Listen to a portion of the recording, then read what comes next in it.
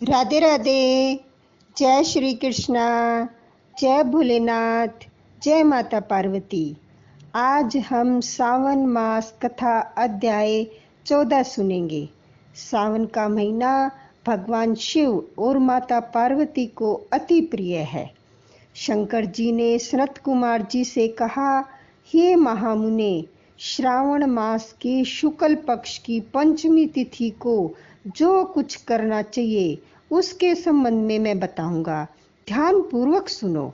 साधक को चाहिए कि वह चतुर्थी को केवल एक बार भोजन करे और पंचमी वाले दिन नक्त व्रत करना चाहिए।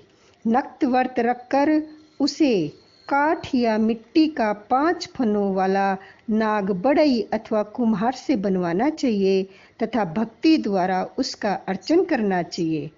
अपने घर के मुख्य द्वार के दोनों तरफ गोबर का 5 फनों वाला सांप बनाकर उसकी दूध तथा खीलों से पूजा करनी चाहिए। पुष्पों द्वारा अक्ष, दीप, धूप से पूजा करनी चाहिए। ब्राह्मणों को शुद्ध घी के लड्डू तथा खीर का भोजन करवाना चाहिए। अनंत, वासुकी, शेष, पद्मनाभ, कंबल, कंक्रोटक, अश्व, धृतराष्ट्र, शंखपाल, कालिये तथा तक्षक इन नागों के कुलाधिपति को हल्दी चंदन से दीवार पर अंकित करना चाहिए तथा नाग माता कुंद्रू को भी अंकित करके उनकी फूल आदि से पूजा करनी चाहिए। साधक को नाम देवताओं का पूजन करके घी तथा चीनी मिलाकर उनको दूध पिलाना चाहिए। उस दिन लोहे की कढ़ाई में कोई भी पकवान नहीं बनाना चाहिए। गेहूं तथा दूध का पायस बनाकर भुना चना, धान का लावा, भुने हुए जौ नागों को देने चाहिए और आप भी उन्हीं चीजों का भोजन करना चाहिए। साथ ही अपने बच्चों को भी यही भोजन करावें। ऐसा भोजन करने से छोटे बच्चों के दांत मजबूत हो जाते हैं। बाम्बी के नजदीक गायन वादन द्वारा उत्सव कर मनाना चाहिए। स्त्रियों को भी श्रृंगार करके उत्सव मनाना चाहिए। ऐसा करने वाले मनुष्य को जीवन भर कभी सांप का भय नहीं होता। भगवान शंकर जी ने श्री सनत कुमार जी से कहा, हे महामुने, सांसारिक जीवों के कल्याण के लिए मैं आपसे जो कुछ कहूँगा उसे ध्यान पूर्वक सुनिए। सांप के दर्शन मात्र से मनुष्य की अधोगति होती है।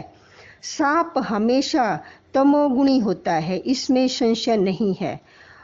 पूर्व विधि द्वारा ब्राह्मणों के सहित प्रेम से नाग बनाकर पूजा करनी चाहिए।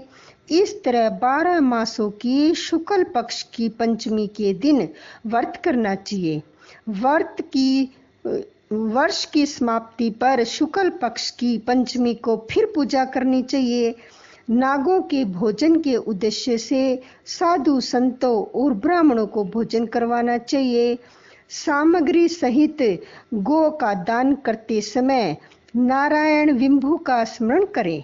नारायण जो कि सब जगह व्यापक है, सब वस्तुओं को देने वाले हैं, अनंत हैं, अपराजित हैं, उनको याद करके साधक को यह कहना चाहिए, हे गोविंद, मेरे वंश में हमारे पूर्व पुरुषों में से जो भी कोई सांप के डसने से अधोगति को प्राप्त हो गए हों, वह इस व्रत से तथा दान से मुक्ति को प्राप्त हो। इस तरह कहकर सफेद चंदन युक्त चावल के पानी को भक्ति से वासुदेव के लिए जल में छोड़ देना चाहिए। इस प्रकार करने से यानी व्रत, पूजा तथा दान करने से जो जीव साधक के वंश में मर गए होंगे या सांप के काटने से भविष्य में मरने वाले होंगे, हे महामुने, वह सब के सब सर्प योनि से मुक्त होकर स्वर्ग लोक में चले जाएंगे। हे मुनि, इस प्रकार व्रत करने वाला अपने वंश का उद्धार कर अप्सराओं से सेवित हो शिव के सानिध्य में जाता है।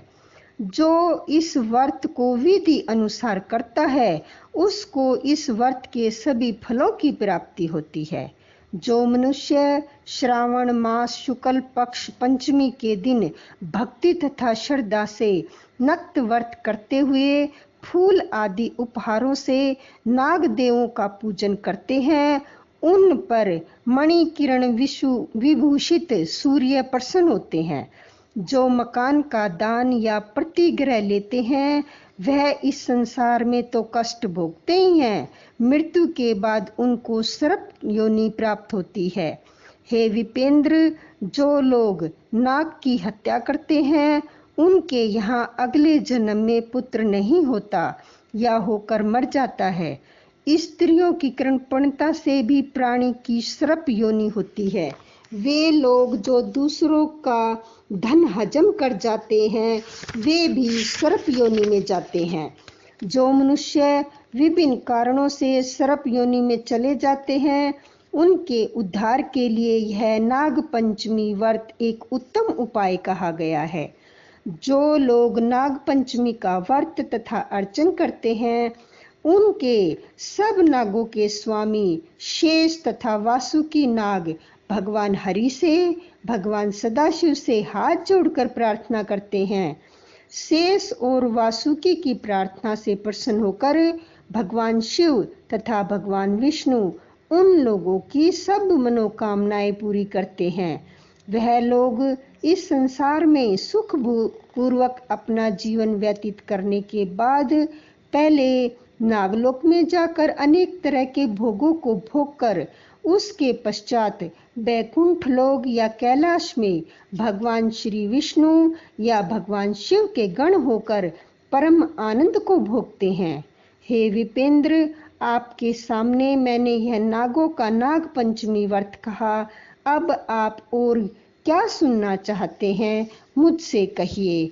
बोलो भोले बाबा की जय, माता पार्वती की जय।